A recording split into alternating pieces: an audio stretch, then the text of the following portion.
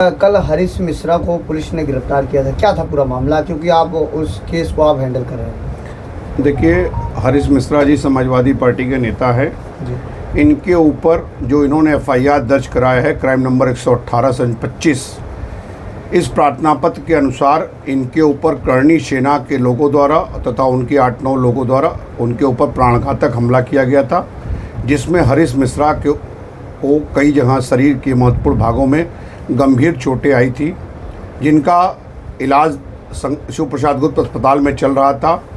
और स्वास्थ्य की गंभीरता को, चोट की गंभीरता को देखते हुए वहां के डॉक्टरों ने इन्हें बीएचयू ट्रामा सेंटर रेफ़र किया गया, लेकिन पुलिस द्वारा उन्हें ट्रामा सेंटर में भर्ती न कराकर उन्हें जेल भेज दिया गया।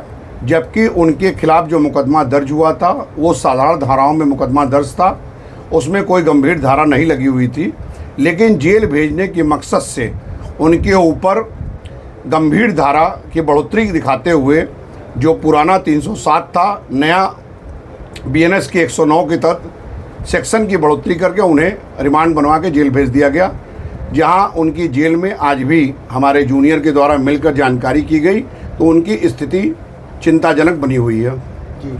लोगों का कहना है कि उपचार हुआ नहीं और अस्पताल भेज दिया और जेल भेज दिया। निश्चित रूप से पुलिस वालों को जो उनकी स्वास्थ्य की स्थिति थी उसको देखते हुए डॉक्टरों ने जो उन्हें रेफ़र किया था ट्रामा सेंटर, उन्हें प्रॉपर दवा इलाज करके कानूनी कार्रवाई करनी चाहिए थी। आगे क्या चल रहा है इस केस में? अब आगे हम लोगों ने लंदन मजिस्ट्रेट महोदय के यहाँ उनके प्रॉपर दवा इलाज के लिए प्रार्थना पत्र दिया है, उस पर आदेश होके उनका प्रॉपर दवा इलाज जिला जेल में उनका होगा और आगे बेल की प्रक्रिया की जा रही है। सर, जो पहला हमला किए थे हमलावर, तो उनके ऊपर क्या कुछ कार्रवाई हुआ है अभी तक? क्योंकि नहीं, मिश्रा जी की तरफ से भी एफआईआर दर्ज हुआ है जो उनके ऊपर हमलावर थे, और हमलावरों ने के तरफ से भी मिश्रा जी के खिलाफ एफआईआर हुआ। इस मामले में दोनों तरफ से क्रॉस एफआईआर दर्ज हुआ। पहला मुकदमा किनके तरफ दर्ज हुआ? पहला मुकदमा निश्चित रूप से विडम्बना देखिए कि जो हमलावर थे उनके तरफ से दर्ज हुआ, जो चोट खा के अधमरा था उसका एफआईआर बाद में दर्ज हुआ है।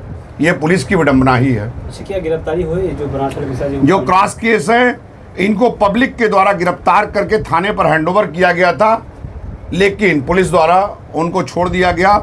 और जो साधारण धाराओं में मिश्रा जी के खिलाफ एफआईआर दर्ज हुआ था, उसमें गंभीर धाराओं की बढ़ोतरी करके मिश्रा जी को जेल भेज दिया गया। सर, क्या लग रहा है कि यहाँ पर जो जिस प्रकार से घटना हुआ, ये भी राजनीतिक एंगल से देखा जाए दबाव पड़ रहा है किस तरफ से? अब इस पर तो मैं कुछ कमेंट नहीं कर सकता हूँ। मैं कानून की प्रक्रिया जो है, जमानत की प्रक्रिया, उसे मैं अडॉप्ट कर रहा हूँ, उसकी कार्रवाई आगे कर रहा हूँ। कब तक सर बेल हो जाएगी, अंदाजा क्या है? अब इसमें लोअर कोर्ट से आज खारिजा कराया गया है, कल सेशन बेल मूव किया जाएगा, जो डेट निर्धारित होगी उस पर बेल की बहस की जाएगी।